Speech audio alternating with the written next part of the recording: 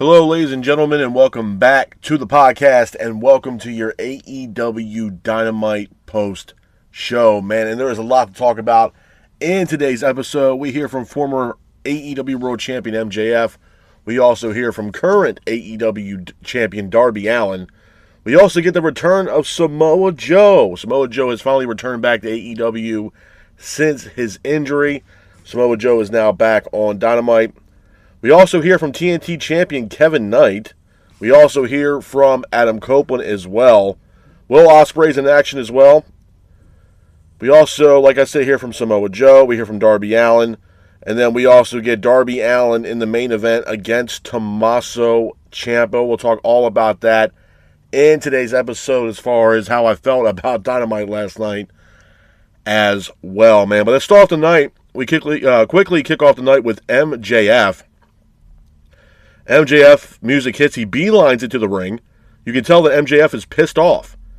MJF then grabs a microphone and calls Darby Allin a paper champion. MJF then says that last week was the Seattle Screwjob. MJF says that he wrestled an all-out war with Kenny Omega. He also says that Darby Allin is a cheat. MJF then asks the fans if they think Darby Allin can beat him at 100%. MJF says that he is the most complete wrestler today. He also mentions his accolades as well, and also mentions that he is the best wrestler in the world. After this, MJF calls out Darby Allin, but instead of Darby Allin, Kevin Knight comes out to the ring. Knight grabs a microphone and says, "Different city, same story," with MJF crying. Knight talks about being the TNT champion. He also says that he got cheated and should be jet 2 belts. MJF says that he beat Kevin Knight with a heat seeker. He also says if anyone should be world champion, it should be MJF. MJF says that Kevin Knight will never be AEW world champion because he's not championship material. Kevin Knight says that he is championship material. He also hypes up the TNT title. And then he says, you know what, how will we get Kevin Knight versus MJF for the TNT title right now? Which gets us into an impromptu matchup. MJF calls out a referee, and it looks like we're going to get the match. But MJF then leaves the ring, grabs a microphone, and tells Kevin Knight next week.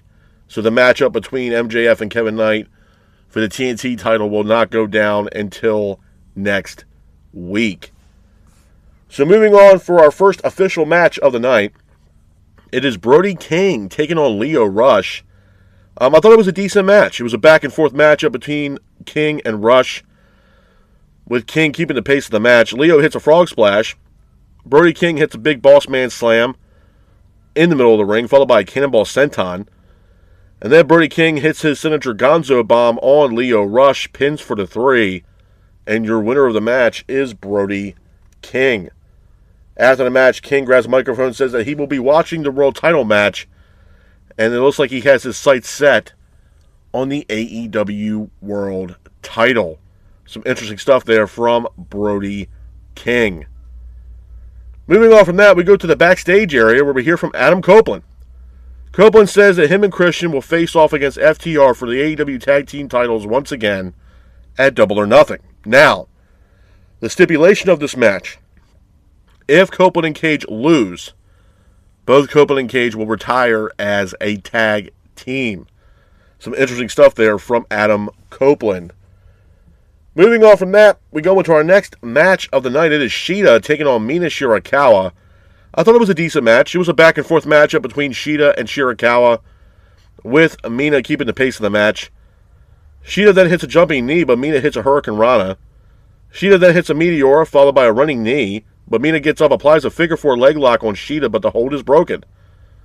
Mina then has the kendo stick, but Statlander grabs it, which allowed Shida to hit a Falcon Arrow on Mina Shirakawa, pins for the 3, and your winner of the match is Shida. Hats off to Shida for getting the win in this matchup. Moving on from that, we go into our next match of the night. Is Will Ospreay taking on Don Callis' family's Mark Davis.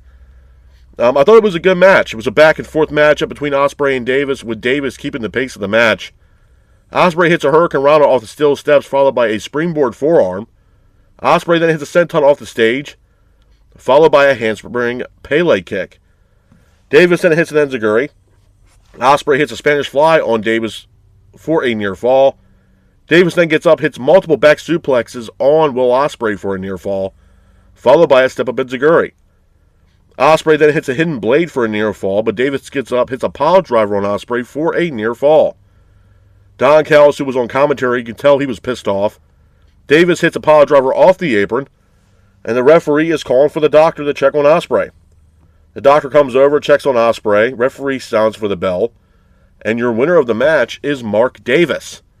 After the match, Davis attacks Ospreay. Marina Shafir is here, as well as Moxley and the Death Riders.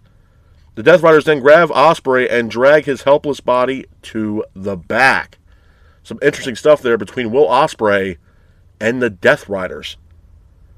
Moving on from that, we get the return of Samoa Joe. Samoa Joe takes on a jobber. This was a glorified squash match, with Joe keeping the pace throughout the match, with Joe hitting a muscle buster in the middle of the ring, pins for the 3, and your winner of the match is Samoa Joe. After the match, Joe walks up the ramp, and he is greeted by Hook. So it looks like Hook has some unfinished business with Samoa Joe. Moving on from that, we hear from current AEW World Champion Darby Allin. Darby says that winning the AEW title took everything. He also talks about the history that he's had in Portland. Darby says that he can see what the AEW title does to people, and says that the AEW title is for the people and his family. After that, Darby Allin is interrupted by former AEW World Champion MJF. MJF says that Darby doesn't deserve shit. MJF says he wants a title, and Darby says no. MJF says he wants a rematch, but Darby once again tells MJF, no, you're going to have to earn it. And moving on from that, we go into our main event of AEW Dynamite. It is Darby Allin defending the AEW World title against Tommaso Ciampa. I thought this was a great match. It was a back-and-forth matchup between Darby and Ciampa, with Darby and Ciampa both exchanging in the middle of the ring. Darby hits a coffin drop to the outside, but Ciampa was keeping the pace of the match. Darby hits a crossbody to the outside, sending Ciampa through the timekeeper's table on the outside. Ciampa now is busted wide open. Darby hits a scorpion death drop, but Ciampa gets up, hits a psycho driller to the outside, taking out Darby Allin. Darby and Ciampa then both exchange in the middle of the ring, with Darby hitting a foot stomp on Tommaso Ciampa. Ciampa then hits a running knee, but Darby hits a code red for a near fall. Darby then goes for a coffin drop, but Ciampa counters it with a submission. Ciampa then sends Darby into the Spone's turnbuckle, with Ciampa hitting a running knee for a near fall. Ciampa then hits another running knee for a near fall, but Darby gets up, applies a scorpion deathlock. Referee sounds for the bell, and your winner of the match, and still AEW World Champion, is Darby Allin. After the match, you can see Brody King coming out the ring. Brody says that he talked to Tony Khan, and next week it will be himself taking on Darby Allin for the AEW World title. Some interesting stuff there between Brody King and Darby Allin. So, before I get the hell up out of here, as far as AEW is concerned, and I also want to apologize for the background noise. We've got people cutting grass and stuff like that, so I can't help the background noise if you guys hear that. But we're going to try to get through this as quickly, as fast, possibly, any possible way that we can. First and foremost, the show wasn't bad. I mean, it was and it wasn't. I mean, the main event, I thought Ciampa and Darby Allin was great. I thought it was a really well put together match for Darby Allin and Ciampa. This was Darby Allin's first title defense as AEW World Champion, and what better way to do that than face off against a guy like Tommaso Ciampa, former TNT champion. I thought it was an incredible match. And, they had this backstage promo from Ciampa, where Ciampa even said that he was well prepared for this matchup against Darby, and this matchup was dedicated to the wrestling fans. And I don't think these guys disappointed. Ciampa has a lot more years on his belt, bro, as far as competing in the squared circle. 100%. I think Ciampa could be a future AEW World Champion. They kind of teased a little bit last night, too, a little storyline there between Ciampa and MJF. I'm all for it. I'm absolutely all for it. Those two guys would tear the house down any given night, whether it was on Dynamite, Collision, or an AEW pay-per-view, hands down. So definitely looking forward to that. But there is some downside to last night. I know a lot of people probably were crucial about how I felt about Darby Allin being AEW World Champion. And my standpoint is the same, folks. Darby Allin is ice cold. I told you guys this countless times when it pertains to Darby Allin. Darby Allin, AEW dropped the fucking ball with Darby. And what I mean by that is I'll go back and say it once again. When Bryan Danielson was defending the AEW World Championship, when Bryan Danielson was AEW World Champion in Tacoma, Washington at Wrestle Dream, rather it be Danielson versus Moxley, it should have been Danielson versus Darby Allin. And Danielson puts Darby Allin over, and Darby Allin becomes AEW World Champion, because we're talking about a time, at that time, that Darby Allin was immensely over. You know what I mean? Darby ended up taking up a hiatus and climbing Mount Everest, and he pretty much seemingly left probably at the highest point of his career up to this point in AEW.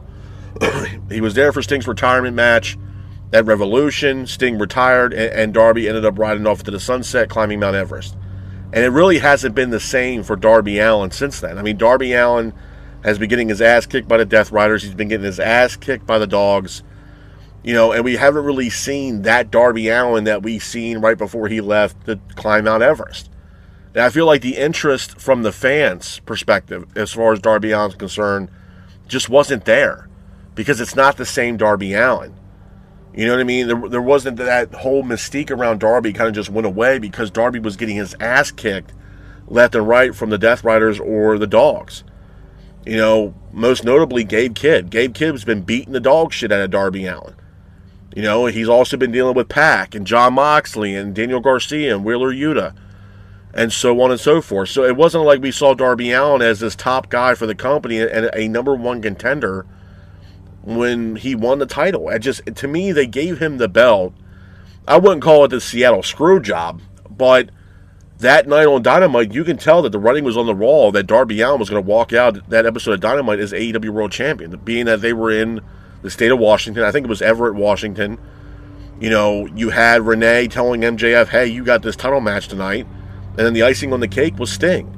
Seeing Sting in the arena for this matchup for Darby Allin, you can tell that the writing was on the wall, that Darby was going to walk out as the new AEW World Champion. And I know a lot of people were like, man, I don't know why people were so crucial on Darby. AEW needed this change. What change? What change? I mean, you have so many people saying, oh, let this play out. Let the story play out. What fucking story are we talking about here? It's already bad enough that it's already been speculated that MJF is going to be heavily a part of the storylines going into this summer. So if that's the case, then why the hell did we take the belt off of MJF? Or MJF being a part of serious storylines throughout the summer. Why did we take MJF off the title? Or the title off MJF? What was the point of that? My conspiracy theories to me is the fact that we're going to go back to Double or Nothing here in New York. I believe it's in Queens, New York, where we all know that MJF is from New York. Are they going to do something where they're going to put the belt back on MJF at Double or Nothing at the end of May? Is that something they're going to entertain? Not for nothing, AEW was doing really good when MJF was champion. The ratings were up. People were actually going to the shows. I just feel like Darby Allin is not that guy, man. I'm sorry. He got the Lex Luger treatment. When Lex Luger beat Hulk Hogan, it was like the same shit for Darby Allin, where Darby played the role of Lex Luger and MJF played the role of the Hollywood Hulk Hogan. You know what I mean? It was really fucking cringy, to be honest with you. And not only that, we already have open challenges as it is in WWE. Now we're having an open challenge for the most prestigious title in this company, being the AEW World title. And you're just handing out title opportunities to people left and right. You're not building new number one contenders. Next week, Brody King's got a match. And look, I respect the hell out of Brody. I do. But my standpoint with Brody King has been the same, bro. I'd rather see Brody King back with Brodito. Or in a tag team. I just don't see him being a guy that's going to carry AEW on his back. I just don't. I'm sorry. I think he's a really good wrestler. I think he's a really good tag team wrestler. And yeah, he's had some decent, solid, singles matches. But I just don't see him as a guy that's going to carry AEW on his back. I feel the same way about Mark Briscoe. There's just certain individuals where I look at them and I'm like, you know what, man, I just don't see that being the guy carrying this company on their back. Some wrestlers in AEW I do. Takeshita, yeah. Kyle Fletcher, yes. You know, you look at someone like Kevin Knight, who's the current TNT champion right now. I'm happy for Kevin Knight. He deserves to be TNT champion. Hopefully he can bring some more limelight back to that title. At one time, the TNT championship was the talk of the town. I'm happy for Kevin Knight, and he is a future star for this business. Absolutely, especially in AEW. Absolutely. But AEW also has a hard time building younger stars. We're just now getting the impact of Kevin Knight. We're now seeing Kevin Knight more in a singles run now that he's TNT champion, where he's not teaming up with Speedball Mike Bailey. We're actually seeing an opportunity for this guy to shine. Now. So again, AEW has to continue to keep doing that and build younger stars for people to be like, you know what, man, this kid's got talent. Look at Kyle Fletcher. Look at Takeshita. These guys are Kevin Knight. These guys are the future of AEW. You know, I'm not going to sit here also say when it pertains to Darby Allin that MJF didn't have any, say so on what happened with him dropping the title. But at the end of the day, the way things are playing out, people are like, oh, let the story play out. What fucking story, man? What story?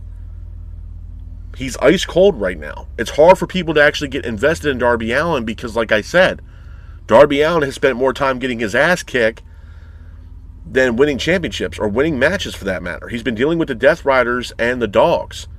Gabe Kidd, Jon Moxley, Pac, Claudio, Daniel Garcia, and the list goes on. So it's not like he made himself a solid number one contender because he's been getting his ass kicked. That's the problem. And then you're throwing out open challenges for the AEW World title like it's a title that means jack shit. Where's the prestige with this title? But you're throwing out open challenges every single week because seemingly Tony Khan don't know how to write for this show. They don't know how to book for this show, man. It's a joke. It's lazy, honestly. It's half-assed. It's lazy, and I feel like no one gives a shit. So what does it do for like the AEW World title? Like I said, where's the prestige for this belt when you're throwing out open challenges every single goddamn week? Brody King once again is lobbying Tony Khan to get an opportunity at the title. Bro, fucking earn it. Stop going to Tony Khan and crying wolf, man. Earn it. Oh, he has an undefeated streak. Okay. How many times have we seen Brody King wrestle on Dynamite, bro? I'm not talking about fucking Collision. I'm not talking about Ring of Honor. Top contenders in AEW. The reason why Darby Allin got the opportunity that he got was because he beat a top contender in Andrade. I'm tired of Brody King lobbying Tony Khan for an opportunity, bro. It just feels like it's I don't know. I'm not a big fan of that shit because he also did the same shit the last time to get the title eliminator match with MJF. Oh, I talked to Tony Khan. Bro, fucking earn it. Earn it. The opportunities for the AEW World title should be earned, not just given out. If this is the biggest belt in this company, then stop giving these opportunities out. Let these wrestlers earn it. Well, I lobbied Tony Khan. I got me a match against you next week if you have me. Come on, bro. Like, stop. You know what I mean? And like, and honestly, like I said, I know I'm going to piss some people off, man. I don't really give a shit. But Brody King, to me, it's just, he's not a guy that's going to carry AEW on his back. I'm sorry. I'm not sitting here saying that he's a bad wrestler. I'm not sitting here saying that people can't get behind Brody King. But in my opinion, I just can't get behind Brody King carrying this company on his back. I just can't do it. I don't see him in that spot. Because majority of his career in AEW, and majority of even the career that I've seen of Brody King, he's predominantly been in a tag team situation. So I haven't really seen him, as a singles wrestler more than just a few times, bro. It's just, to me, he's better fitted as a tag team. He actually won championship gold as a tag team, teaming up with Brodito, or Bandito, to form Brodito. Why not? I just don't see him as a top guy for AEW, man. I just don't. I don't. Jericho's working with the Hurt Syndicate now to face off against the Demand. I mean, my issue with Jericho, too, is the fact that we don't need to see Jericho on television every single goddamn week. Let's space this shit out, especially due to the fact that you just signed a new multi-year contract. Clearly, you have no plans of going anywhere anytime soon. So let's space this shit out so we're not getting this Jericho shit every single week, bro, because it's going to get old, it's going to get stale, and then once again, people are going to say, please, God, retire. We don't want you here. It's time to go. You know what I mean? And again, how many times can Jericho really genuinely reinvent himself until the shit gets old? You know what I'm saying? Like, I feel like AEW kind of like backed themselves in a corner, bro, with this Darby Allin shit. I do. Everything was going full steam ahead with MJF. Honestly, I know there's still people waiting to see Andrade versus MJF. That match should happen. Kenny Omega. Looks like Omega wants the AEW title again. I wouldn't mind seeing MJF and Kenny Omega run it back. We have All In coming up in August at Wembley. Let's say Will Ospreay gets an opportunity. You think Will Ospreay wants to face off against MJF, or does he want to face off against Kenny Omega? Adam Page is out. Swerve is out. You're missing top guys. You're still missing guys from injury still. Wardlow, Adam Cole, Keith Lee. That could shake shit up in AEW and change the dynamic. They need to build story, man. We need story. You putting out open challenges for the AEW World title is an absolute fucking joke. You want to do that shit, do it for the TNT title, man, or the Continental title, or the whatever. We don't need it for the biggest title of this company. Well, once a week I'm going to throw out open challenges for the AEW. Why, bro? Because you want to be a fighting champion? You can still be a fighting champion with some fucking story. Stop throwing out these open challenges because they don't mean jack shit. Honestly, man, it's honestly a joke. It was a forced agenda for Darby Allin to win this title.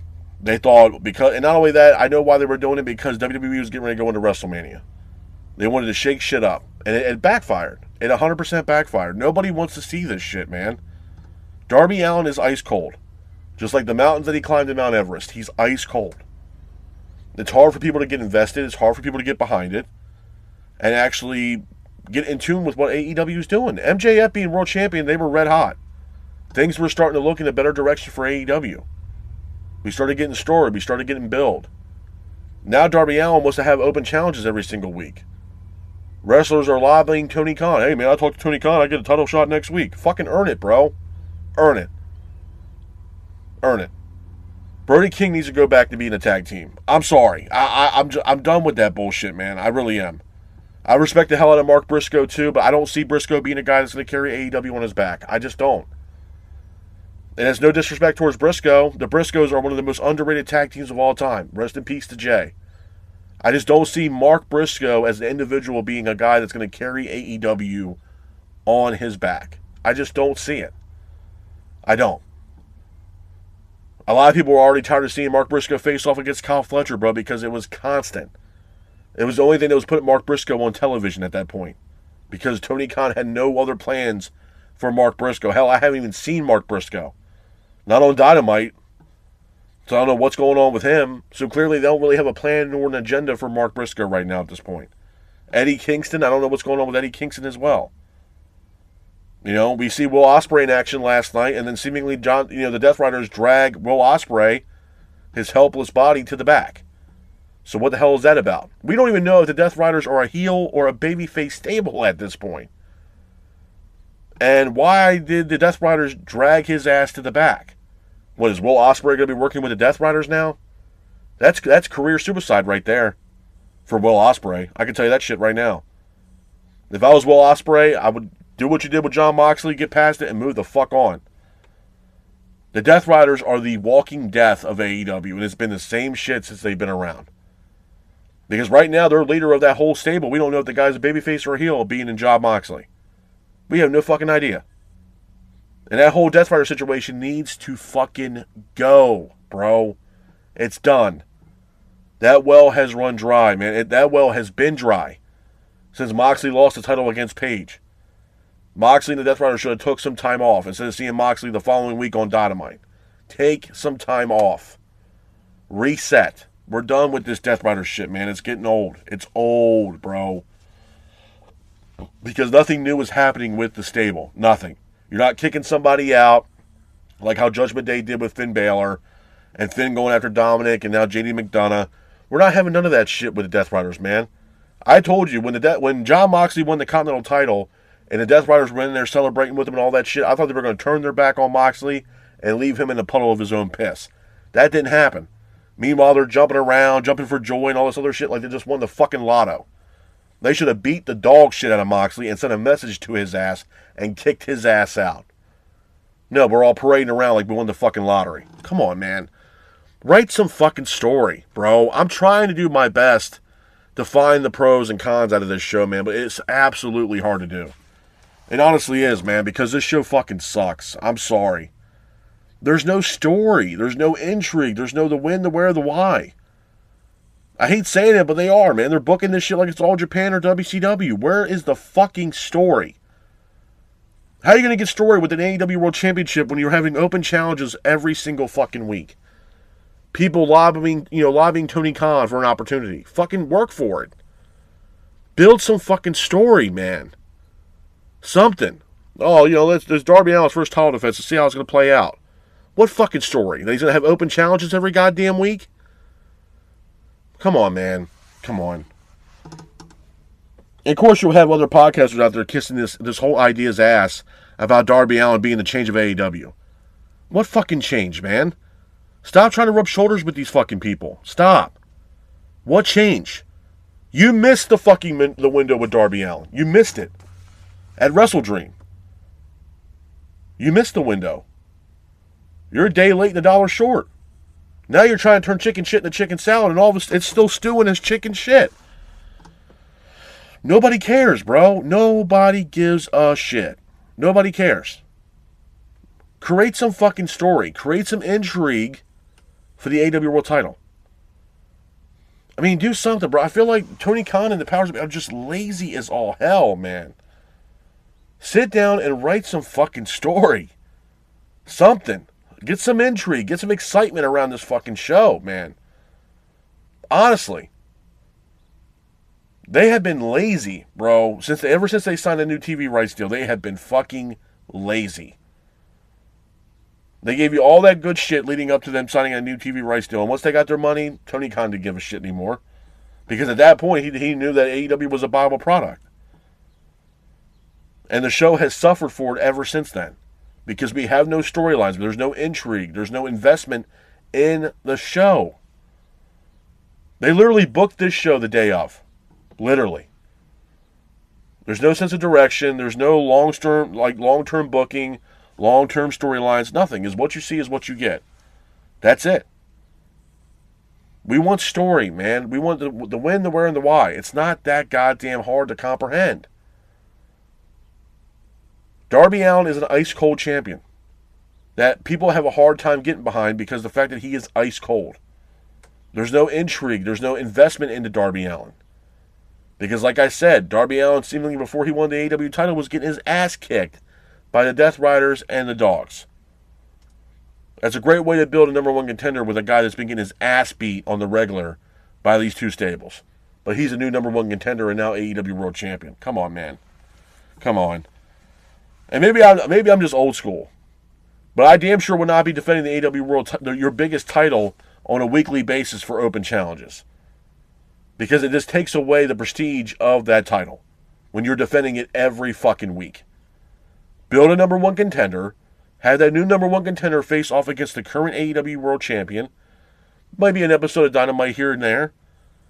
But usually you should that champion shouldn't be defending that title until we get to the pay-per-view. That way, that number one contender or that person can build themselves up for the weeks, on end, leading up to the pay-per-view to become the new number one contender and face the AEW World Champion. Not just, hey, I talked to Tony Khan, and we're all for it next week. And yeah, Brody King I think he's undefeated so far or some shit like that. I think. Or he's had 7 straight wins or some shit like that or whatever the hell the case may be. But come on, man. We're done with this shit, bro. We're done with it. It's getting old. We get the return of Samoa Joe. Great. Glad that he's back. Glad that he's healthy. And glad that he's able to compete back in the squared circle. Great. But it's like, bro, I don't know. I really don't know. I'm having a hard time finding the positives of this show anymore, man. And I hate sounding like a broken record or trying to bash AEW. I'm not. I want the show to be better. I want the show to succeed. But the way that they're booking these shows, bro, it's absolutely just mind-numbing. Because there's no sense of direction, man. No one has a goddamn clue. The blind can't lead the blind, bro. Someone's got to stick out like a sore ass and move this company into a better and different direction. You know what I mean? We can't keep having everybody following the same bullshit. And I thought that was different with MJF. And then they took the belt off MJF and had Darby Allin squash MJF in a 5-minute squash. So how does that look? How does that make MJF look with a 5-minute squash? A guy who's been carrying this company on his back since he's been AEW champion and basically keeping the fucking lights on right now. You know what I'm saying? How does that make MJF look? And then you want to have open challenges every week. How does that make the AEW title any prestigious at all at that point when you want to have open challenges? That means that belt has lost its prestige because you want to defend it every single goddamn week. We don't need that. Tell us some story. Build a new number one contender. And let's get that match at the pay-per-view. Because at that point, it turns into quality over quantity. A match that people want to see because you built, for that matter, a number one contender for the AEW World title. Not people trying to get Tony Khan's attention backstage. Oh, it's my turn now for an opportunity. Oh, Mr. Tony Khan, it's my turn now for a belt. Come on, bro. Fucking earn it. Earn the opportunity to face the AEW World Champion. Brody King needs to stop going to the back, kissing Tony Khan's ass. Hey, I talked to Tony Khan. I asked him for another fucking title shot. Bro, earn it. Because you pulled this same shit for MJF when he was champion to get that title eliminator matchup, which granted you an opportunity at MJF in Australia for Grand Slam, and you lost. I'm tired of that shit, bro. Fucking earn it. Stop crying wolf to Tony Khan. Oh, I talked to Tony Khan and got me an opportunity at the AEW World title. Fucking earn it. And not for nothing, I can tell you right now, me personally, I don't want to see Brody King AEW World Champion. I don't. He's a better fit as a tag team. He's had more success as a tag team.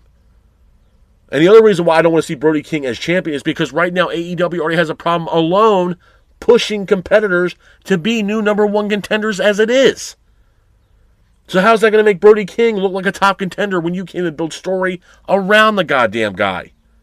Come on, bro. And you had your opportunity, and you lost.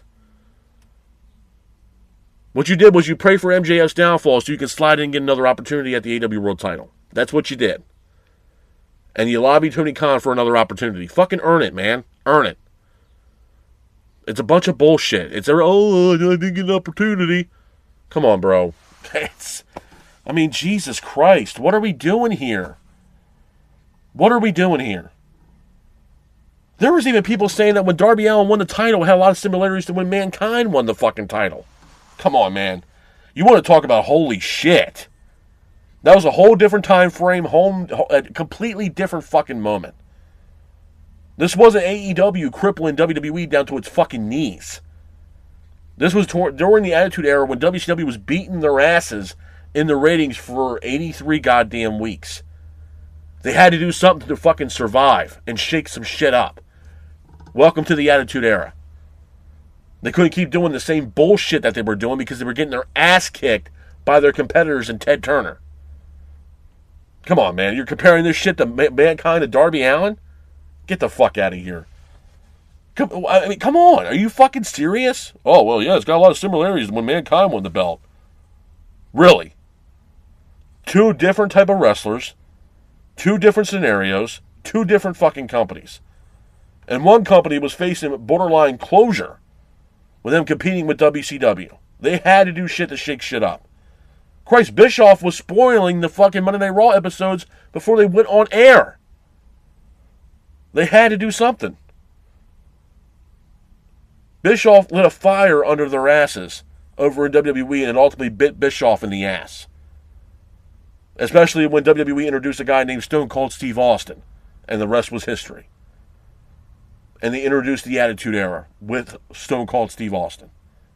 They had to do something, bro. They couldn't play the same bullshit they were doing when they were competing with WCW because WCW was stomping a mud hole in their asses and walking it dry for 83 fucking weeks. So you're comparing that Mankind shit to Darby Allin? Yeah, dude.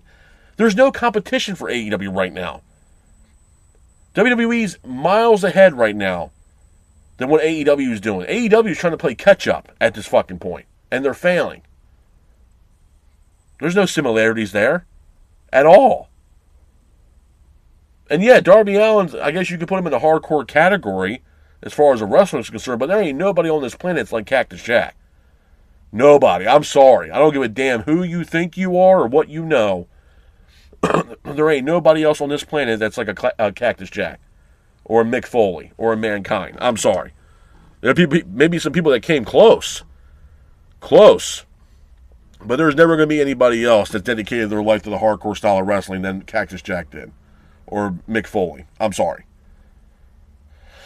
And Mankind learned from the best as it was with Terry Funk. And Terry Funk is a hardcore legend. Hardcore legend. It wasn't like Darby Allin was getting schooled by Terry Funk, bro. He wasn't.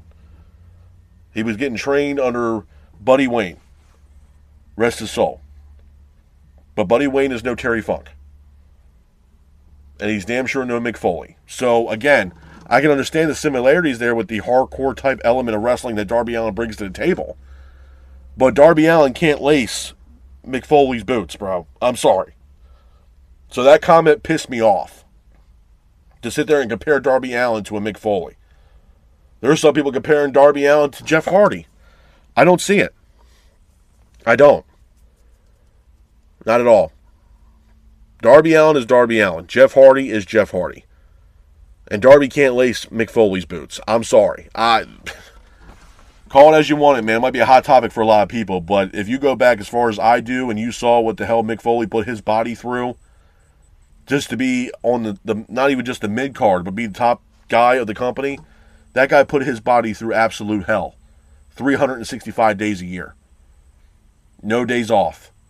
Those chair shots that he took, falling off that goddamn Hell in a Cell with Taker, that damn near killed him. Come on, man. Those matches he had over in Japan with Terry Funk, working over in FMW, ECW. Come on, man. The matches he had with Vader, Abdullah. Come on, bro. Come on. Ain't no fucking way, bro.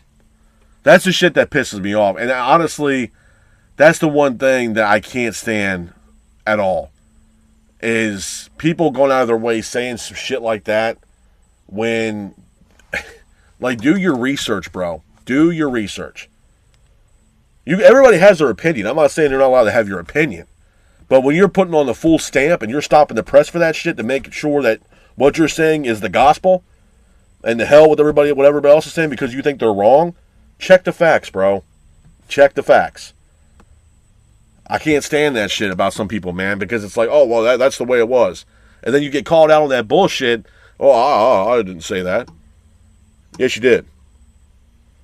I understand mistakes happen and shit happens. I get it. But when you double down on that shit, come on, bro. Come on. Darby Allin is no Mick Foley. Darby Allin is no Cactus Jack. Darby Allin is no Abdullah the Butcher. Darby Allin is no Bruiser Brody. Okay? Darby Allin is no Terry Funk. Is he a good wrestler? Yeah, Darby Allin is a good wrestler. But my issue with Darby right now stands the same. And it's going to remain the same until he loses that title. That they put the belt on him because they thought it was a good idea. And it flopped. And they gave the AEW World title to a guy who was ice cold. It's that simple. I'm not going to sugarcoat shit. I told you guys that. I'm not here to rub shoulders with these people. They put the title on someone who was ice cold. Where MJF was red hot. Ratings were going up. People were actually purchasing tickets to go watch AEW. Pay-per-view buys were up. Storylines were getting somewhat better. Intrigue was there. Now we get the belt to Darby Allin. And now Darby Allin wants to defend the AEW World title every single week in an open challenge. Okay. Definitely takes away the prestige for the AEW World title, being that it's the biggest title of this company's existence, with having an open challenge every week. You got Brody King. Once again, I need to talk to Tony Khan, see if I get my chance at an opportunity at the AEW World title for the second goddamn time. Fucking earn it. That goes for anybody else that wants a title shot. Fucking earn it. Do I think Ciampa deserved an opportunity at that belt last night? No. I don't. Was it a hell of a match? Absolutely. But do I think Ciampa deserved the belt? No. Absolutely not. But it was a hell of a match. He also didn't lobby Tony Khan to get that match, from what I understand.